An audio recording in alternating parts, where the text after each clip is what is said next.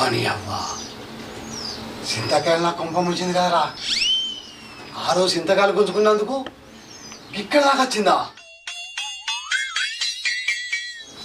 రాధిక లే. అరే ఏంద్రా ఈ భాగవతం? నీ పిల్లం మానవ పట్టుకొని అలా నానంటాది. అన్నది నా పిల్లం కాదు, మీ అయ్య మంత్రం చేసి తోలిచ్చిన దయ్యం మాట్లాడింది ఇదివరక. ఇప్పుడే కాలికి వచ్చింది. ఎన్ని గుండెలు రా మీకు? మా ఇంటికి వచ్చి మా నాన్న మాత్రం చేసిన అంటారా?